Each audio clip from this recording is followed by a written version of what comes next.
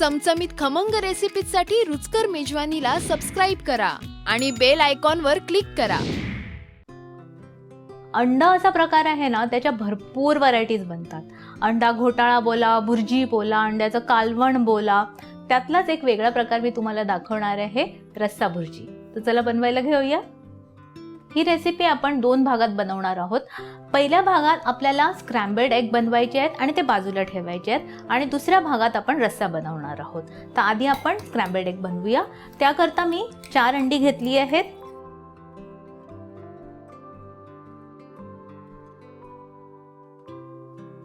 त्यात मी घालणार आहे थोडंसं मीठ. छान विस्क करून घेऊया.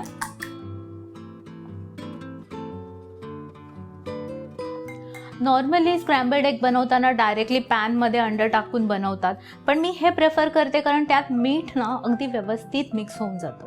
तर चला बनवूया. पॅन गरम झालाय. त्यात मी घालणार आहे 1 टीस्पून तेल. तेल तापलं आहे. त्यात आपण हे आपली अंडी घालूया.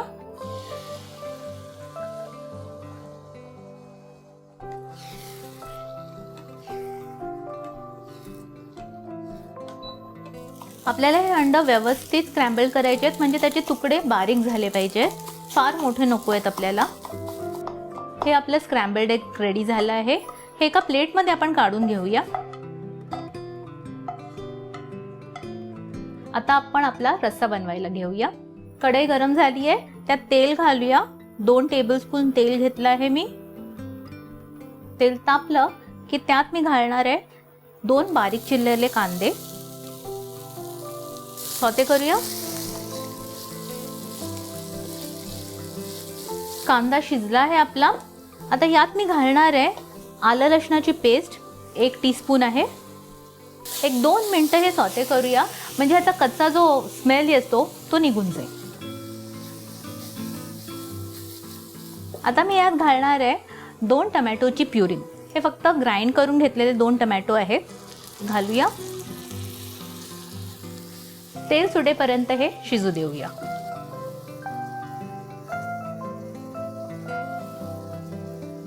टमॅटो शिजला आहे आणि बाजूने तेल पण सुटलेलं आहे. आता आपण यात बाकीचे मसाले घालूया. मी यात घालणार आहे आधी 1 मिरची बारीक चिरलेली. जिरा पावडर घालणार आहे मी 1 टीस्पून. 1 टेबलस्पून धण्याची पूड. 1 टीस्पून गरम मसाला. अर्धा टीस्पून हळद. 1 टीस्पून लाल मिरची पूड.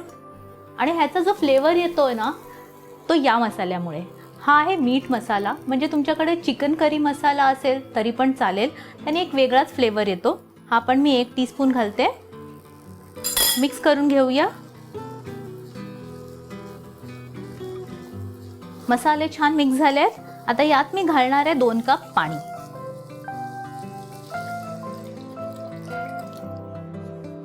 मिक्स करून घेऊया हा सगळा मसाला.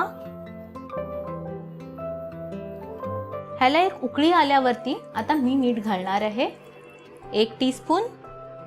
मिक्स करूया. आता यात मी घालणार आहे जे आपण स्क्रॅम्बल्ड एग बनवून ठेवलेले ते. मिक्स करूया हे आणि 2 मिनिटं हे असंच उकळून देऊया, म्हणजे सगळे फ्लेवर्स आहेत ना ते त्या अंड्यामध्ये येतील. ही रस्सा भुर्जी तुम्ही चपाती बरोबर खाऊ शकता किंवा पावाबरोबर खाऊ शकता किंवा नुसती वरण भाताबरोबर पण खूप छान लागते. तर ही ट्राय करायची आहे आणि मला कळवायचं आहे. आणि लाईक, शेअर, सबस्क्राईब करायला विसरायचं नाहीये रुचकर मेजवानीला.